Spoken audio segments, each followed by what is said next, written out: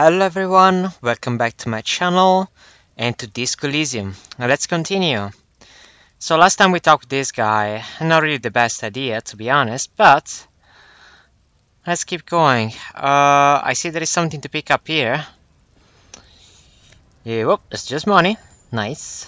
It's always good to see money. So we cannot speak with any of this, we can speak with this person and this person, which is kinda, I guess, the person that is controlling this thing. But before doing that, I actually want to see what's inside here. So let's see. It's actually quite a nice small shop. All right. Yellow roses, dozens of them. Tulips too. All right. A melancholy pop song plays on the radio. Okay, nice shop this person here got. What would it be? This thing. Tar machine. The tar machine stands in the corner. A sign says 1 bottle, 10 cents. Ah, okay, so this is the recyclery place. So we can get all the money for the bottles that we recovered from the street. So we are 44.87. Search your bottles. Oh, that was not that much. I mean, it says 270, but oh yeah, we did get 270. Alright. Your bottles clunk into the machine and the money appears with a satisfying jingle. You're a rich man now. Yep, by a whopping 2.70. Alright. That was nice. Can we like can you still use the tar machine? No, she doesn't even bother looking up our magazine. You need tar to use the tar machine. Alright. Makes sense. Makes sense. What's that? Somebody's Pharmaceutics. A small cabinet on the wall is filled with various medicine bottles, nasal sprays, and blister packs. They all bear the Saint Baptiste Pharmaceutics logo. Their logo is the bloodless rose, pure white, untouched by harm. I don't see any of that here, but okay. Just ask me if you need anything from Saint Baptiste. We don't stock prescription meds, but we do have Nosafed, Duramine, Magnesium, and Hypnogamma. Oh, that's some snarky voice there. Okay. So they have like magnesium, so like, you know, moral recovery stuff, and this is probably health. Yep, exactly. This is +3 health. Alright, that's actually good. This is +1 morale. This is +3 morale. So we do know where to come if we want, if we are running low on this stuff, but to be honest, we have plenty enough right now. What do these products do? Well, we know. I don't know, let's see. Nosferatu is a nasal spray, Dramamine is a really good painkiller, Magnesium is a dietary supplement, and Hypnogamma is... She stops. I don't really know what Hypnogamma is. I guess it makes you feel less shit. It's recommended to use after lots of partying, studying, or exercising. Can you be a little more specific? She chews her bubblegum absent-mindedly. No, sorry. I'm not like a doctor or anything. Yeah, it's telling me everything, but we see them. Who's Saint Baptiste? Saint Baptiste, you know, she nods slowly at the cabinet. The pharmaceutical company? Saint Baptiste Pharmaceuticals, the one that sells meds out of Saint Baptiste. She points to the cabinet. That one? There? Yeah, I get it. She's right. Saint Baptiste, the company that derives its name from Saint Baptiste, the city itself, so named because that's what it is. A rare case where that is really the full etymological history, as far as almost anyone knows, at least. Okay. So let's leave that. We have this, whatever it is. Oh, that's a nice autosave. Knickknacks stand. You see several packaged raincoats fill a low shelf beneath a display of croissant and juice bottles. The raincoats are transparent except for the big Frit slogan on the back. The packages are small, discreet, sloppily stacked, making them easier to take unnoticed. No need to worry about knocking over a display. Okay.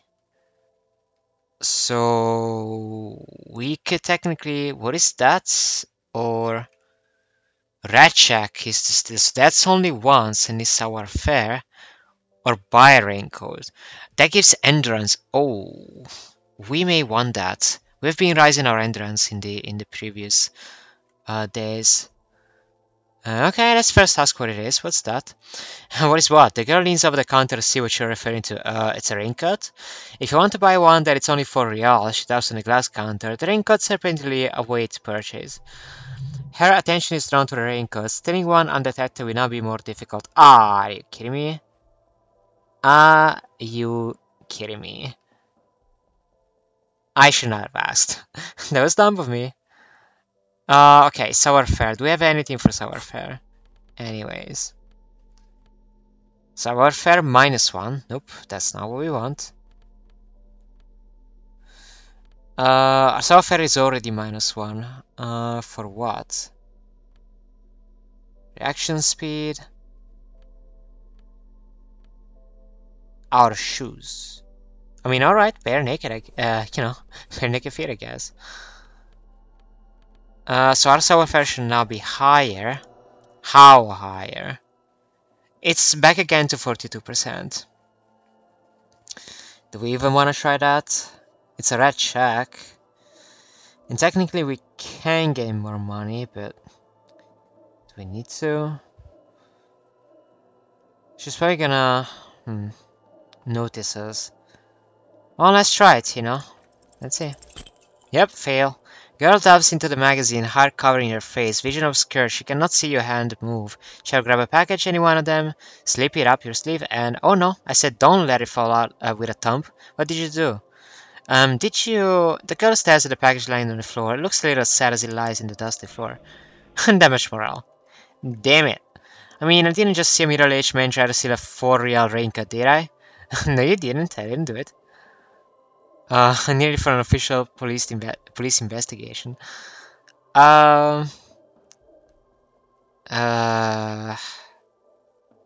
Sure. Really? A plastic poncho? The lieutenant sighs and looks away. The clerk stares at you, but doesn't say a thing for a moment or two.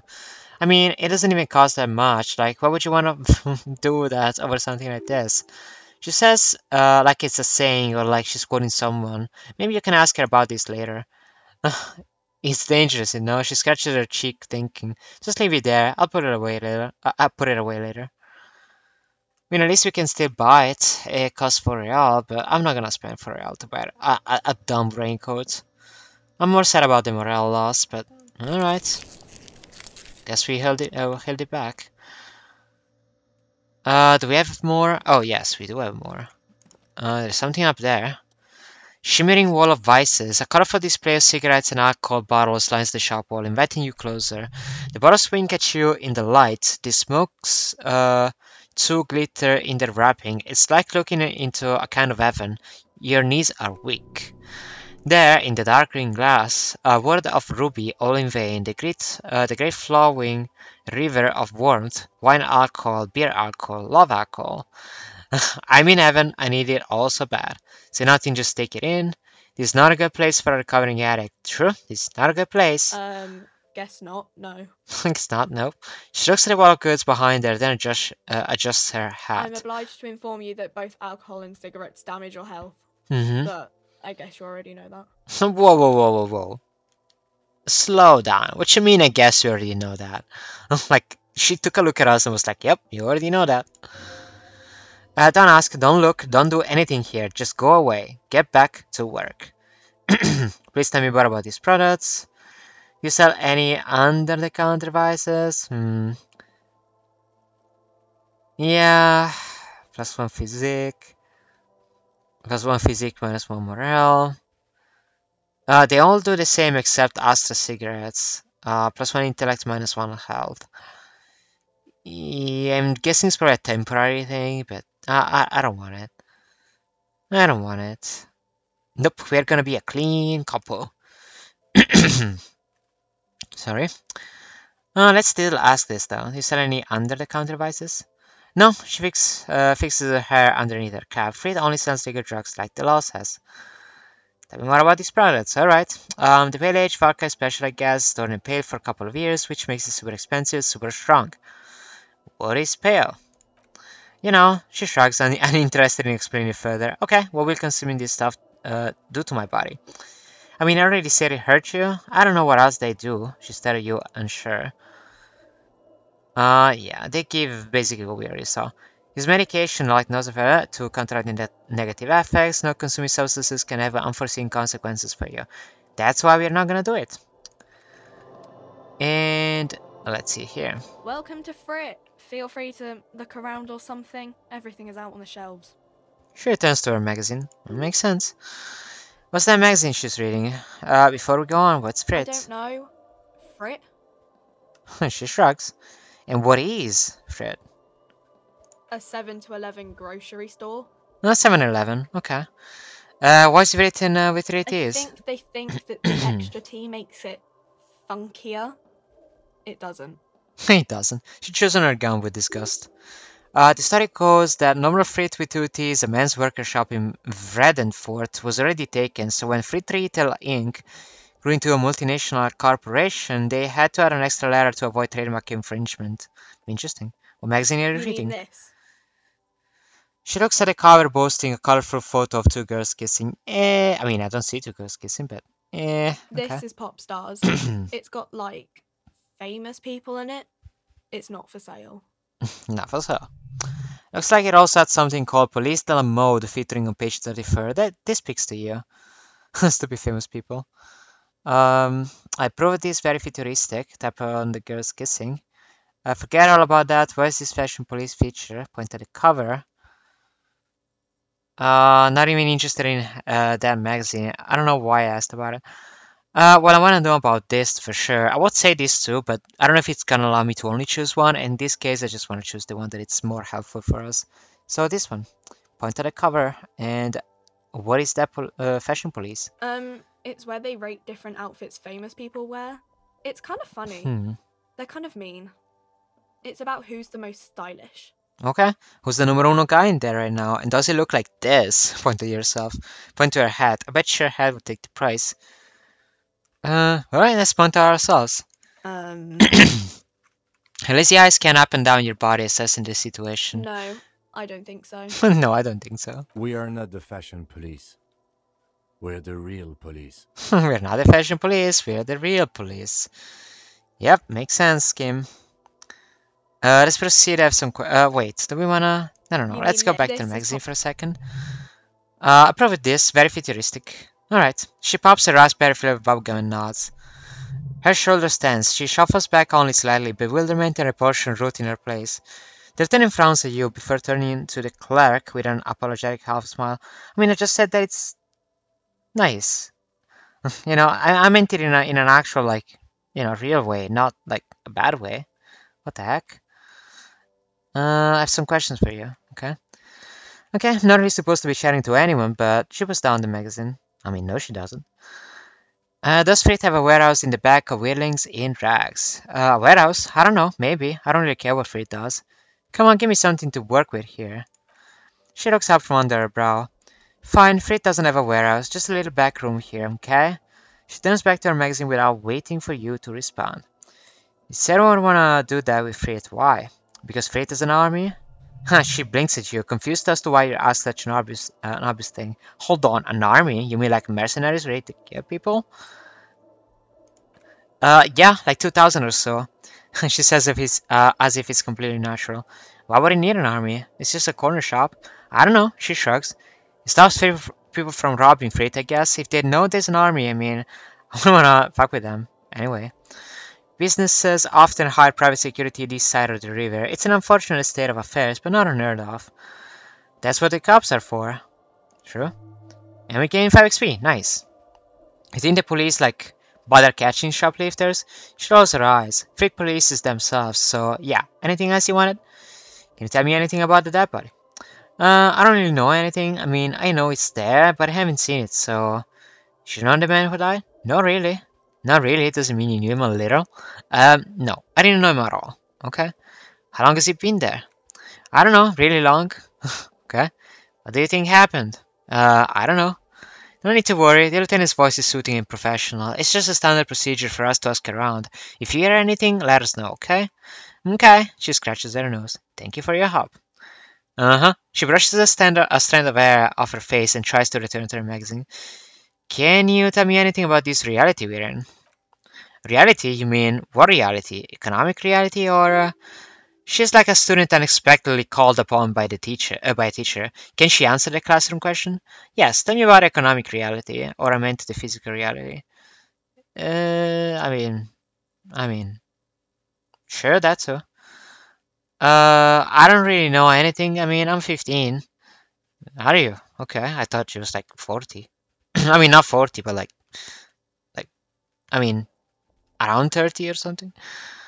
15 is an excellent time to learn about economics reality, economic reality. Yeah, she looks at the clock on the wall. That's why I'm working my ass off in Fritz, so I guess, like, that's economic. What about the physical reality then? I don't know, what about it? Where are we? We're in Fritz? No, I meant, where are we on a larger scale? As mankind or as a nation or what will our SI prompt be? Uh,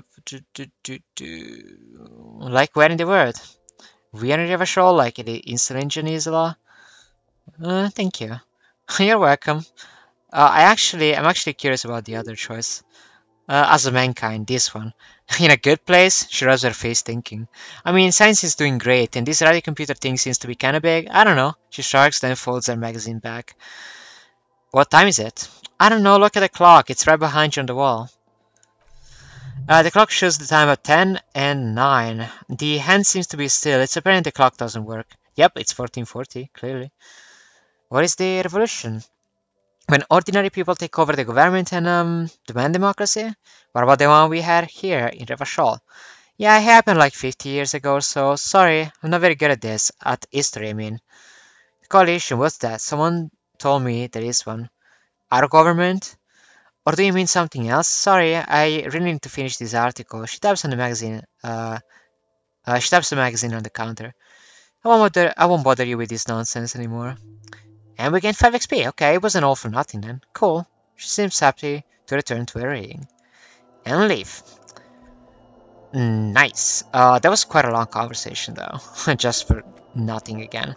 Nothing gained, nothing lost. Just a long conversation. Alright, let's get into some real important stuff now. We have this guy, which is obviously looking down to the thing. And we cannot get on the ladder. Oh, why is the game lagging that bad? What the heck? Oh, we will need to go up to talk with him. Alright, let's wait here for a second.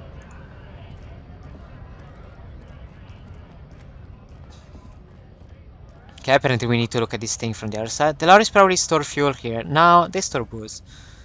Ah, more money. 60. Nice.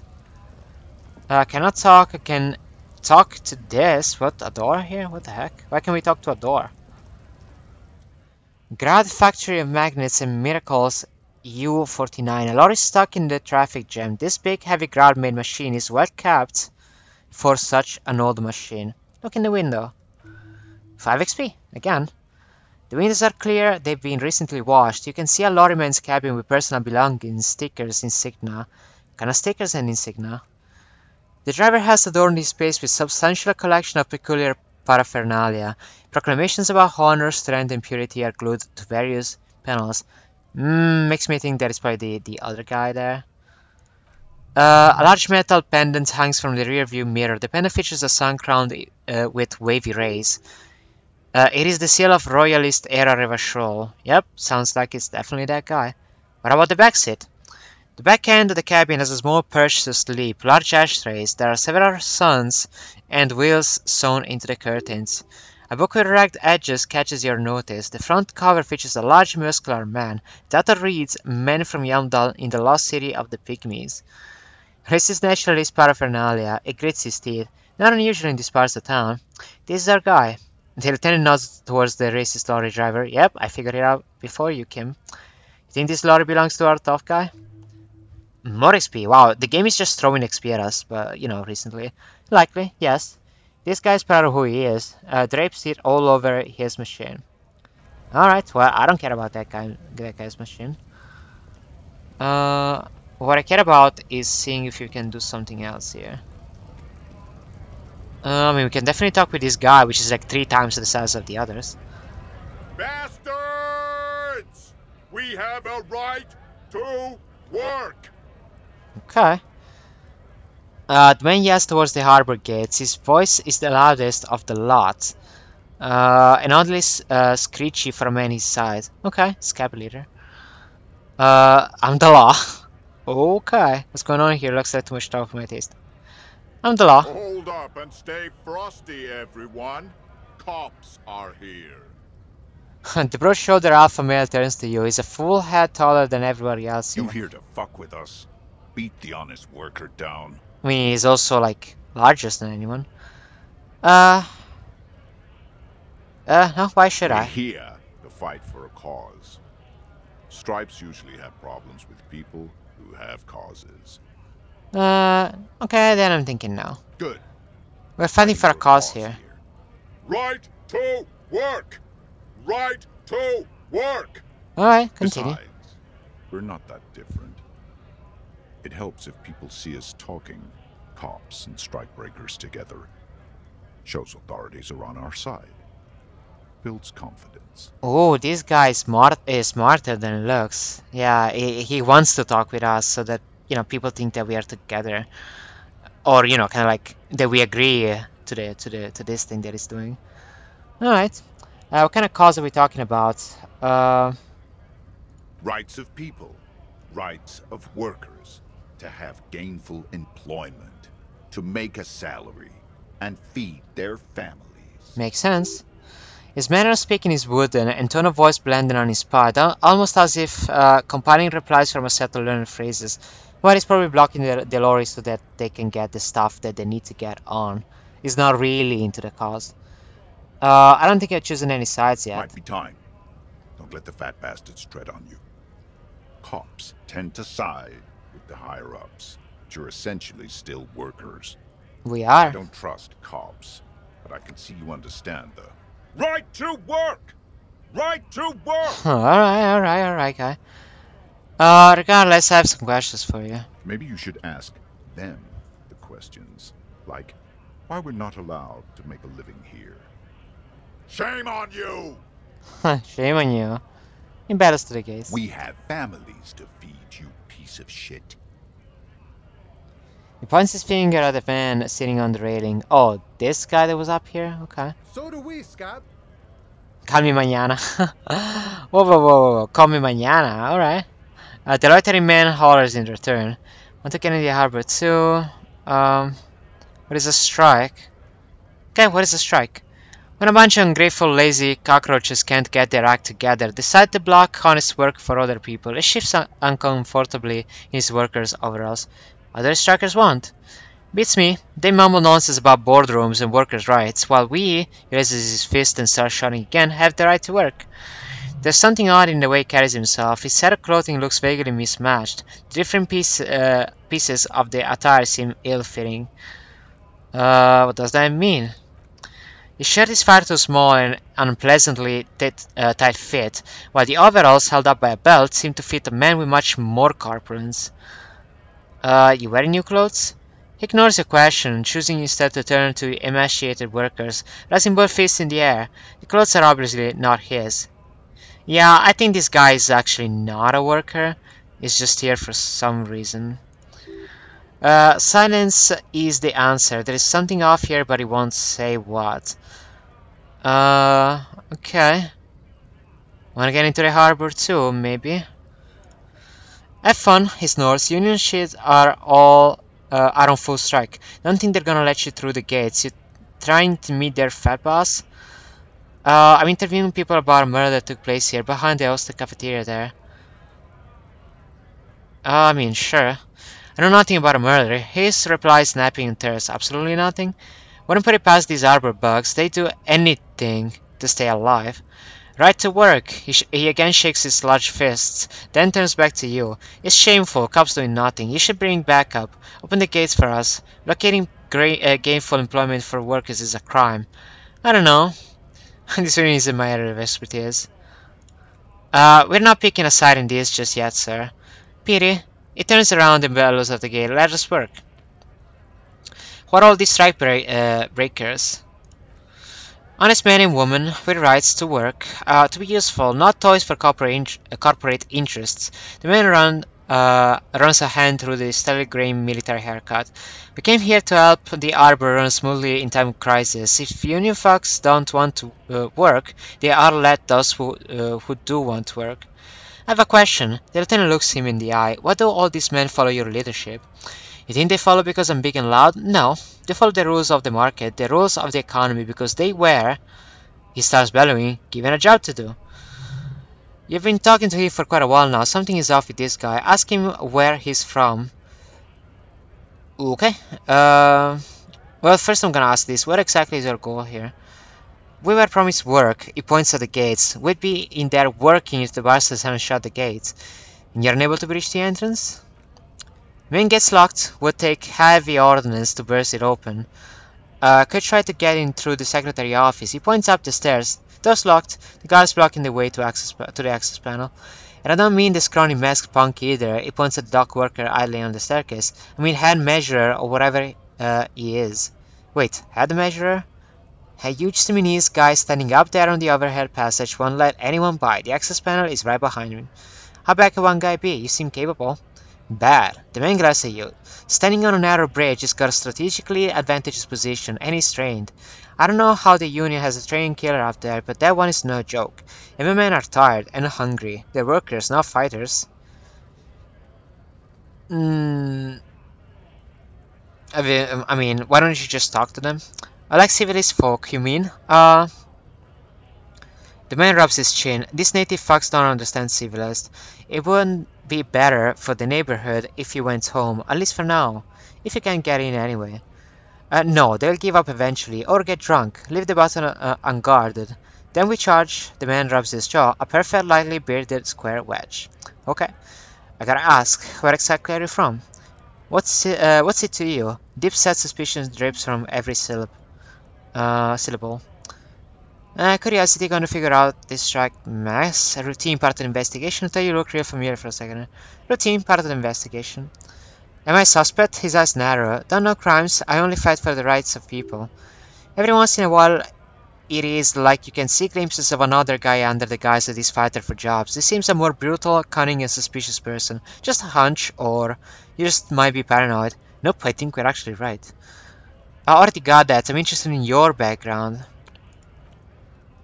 We're all workers, right? Workers stick together, come from the eminent domain in Jamrock. Backgrounds and odd jobs. Heavy lifting, cargo hauling, bouncer work. I know the drill. A bouncer? Where?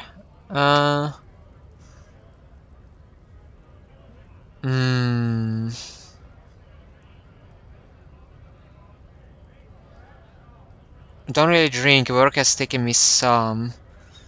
Which one was it? I'm gonna use this. Work it out. Territorial. Ring a bell? I mean, I don't know. Might have been there. I don't really remember things well. Sure. It was a long time ago. The man is quickly losing interest in talking with you. Nope, you're not losing interest. We need to keep on talking. Let's see. Seem familiar. Territorial again. Okay, let's start with Yep in. You know what? Never heard of it. Are you lying? And we get XP for that. He squints at you. A little spark of violence gutters in his eye. Then he blinks and turns to his men. We're done here. I have a strike to break. Nope, we're not. Work. Right to work. We are not done. Shame on you. I know the episode is running a bit longer, but I don't mind. I still want to see a bit more of this guy. I had 8 tough guy and more questions. No, I wasn't done asking Things are questions. busy enough. You're going to waste less of my time. He looks annoyed. We'll see. Oh, you cannot ask more stuff of him. Just gonna leave it now. Alright. So, let's get away from the loud noise for a second. So, episode has run a bit longer, so I'm just gonna close it here. As always, thank you so much for watching. I hope you enjoyed, and I'll see you in the next one. Bye bye.